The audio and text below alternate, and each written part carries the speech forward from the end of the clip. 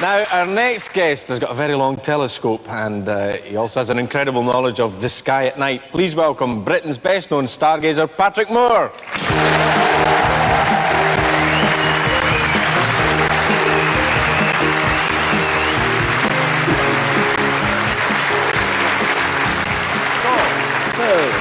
Patrick, welcome to the show. Nice to be here. Yes. Can I just ask, do astronomers get together and compare They do. telescopes? I think my fame has gone before me.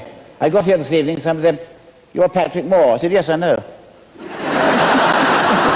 57 light years away, we heard last weekend, there's another planet Well, that could be just...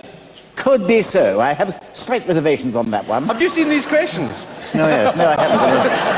It's one that everybody's asking. Yes, yes, you know about it. Well, I know, but the point is this, that it's, I haven't actually seen the thing. A planet made by stars wobble slightly. That's what's got that. But see, I have slight reservations here, but I'm quite sure there are plenty of Earths up there, and I'm quite sure somewhere in our galaxy at the moment there's someone sitting here on a television camera saying what I'm saying now.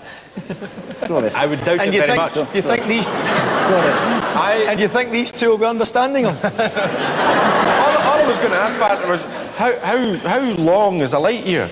Nearly 6 million miles. Right. Rather long way, yes. So... 6 million miles. Right, and would it take us 57 years to get there? Yes. If we could travel at the speed of light? Right, but is you that can't. right? Yes, but you can't. Right. What will happen?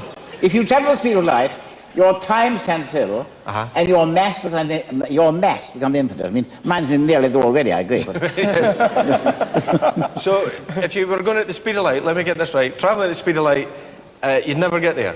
No. Well, what's the point? No, very sure. That's exactly why we can't do it. Yeah, no point in setting off. Don't even bother getting in the car for that one. What's the point in all these experiments in space? I mean, there we have, we've just had John Glenn coming back at 77 years of age. Did you ever fancy that yourself? Travel? I'd love to, but it would need a very massive rocket to launch me. Well, it's funny because we've got the... No, we've not. Well, I'd like to have done, most certainly, but I fear John's older than I am, of course. He's 77. I'm a mere stripling of 75. See, I'm interested in the planets. I'm not sure if I've got this right. Here we are, we've got the Sun, right? Yes, Phil.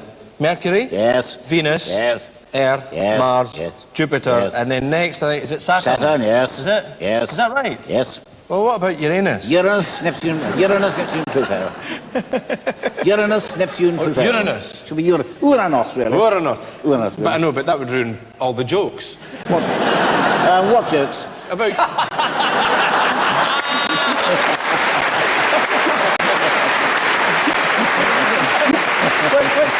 Exactly what I was thinking myself, Patrick. What a joke. Now, in 1969, Neil Armstrong landed in the... Yes, indeed. Where were you? I was here. I was in the, when they were doing it, I was in BBC Television Centre, Studio 7, doing the commentaries. Really? Yes, I was. He played that infamous golf shot, do you remember? Oh, that was Alan Shepard. Was it? Yeah, he sliced it. Yeah. Did he? Mind you, to be fair, he sliced it 75 miles. I mean, when you started stargazing, shall we say, did you ever think you'd see a man on the moon? Yes, I did. I got it slightly wrong. I was saying that I thought men would get to the moon around about 1980, and it was, of course, 1969. So I was on the right track. Arthur Clarke got it right, but I didn't. I was about 10 years too pessimistic. But I knew it would happen. It was bound to happen. How significant was it for your science, somebody landing on the moon? It was a great triumph. It showed we can bridge the gap between two worlds. Let's face it, it was partly a propaganda exercise, but it was a very valuable in its own right. If we're going to go into space, then we've got to do it with manned and unmanned vehicles. And people say, why spend money on space? Well, I can give you one example here. A little while ago, I was down at a hospital in Bristol. They were therefore scanning an unborn baby for defects, using equipment developed for use in space. So you can't separate them. And people go wrong. Have you ever met Neil Armstrong? I know very well. I read somewhere else you met Yuri Gagarin, is that correct? I know very well. After I was one of the NASA's moon mappers, so I knew the astronauts before they went up, and I've known them since. In fact, I saw Neil Armstrong the other day. And Gagarin I knew, and I also met the first airman, Orville Wright. Yeah? See, the first airman who made the first flight in a heavy air machine, and I met him when I was learning how to fly at the very start of the war in 1940. So the first man on the moon and the first airman could have met face to face. They didn't, but they could have done, so their lives overlapped. And I'm quite sure the first man on Mars has already been born. He's probably here somewhere. No, there's actually a few here from Mars, Patrick. So you think that'll happen in our lifetime? Yes, I do. And yours, not mine, I think. I would take a sporting guess here. First man on Mars. I'm going to say round about 2020, something like that. But Right. of course, Is that 20 past 8? I think it is. I think so. Time's it now? I won't see it, but you will. And will you be 10 years out? So, I mean, it could be 2010, couldn't it? It could, Yeah. quite easily.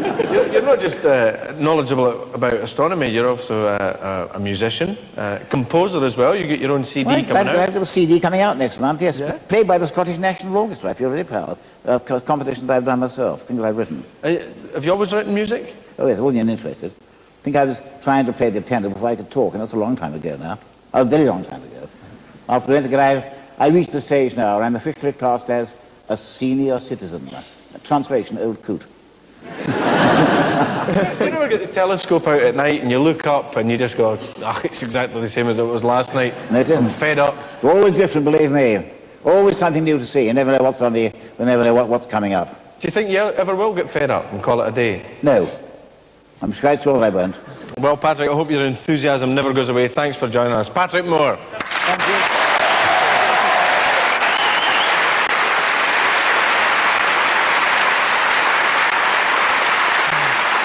Thanks also to True de Mostu and, of course, to Frank Bruno. And from the fair town of Kilmarnock, next week we're off to the fair city of Dublin in the Emerald Isle. Looking forward to it. Work, eh? Somebody's got to do it. Yep. So we'll see you then. Thanks very much. Good night.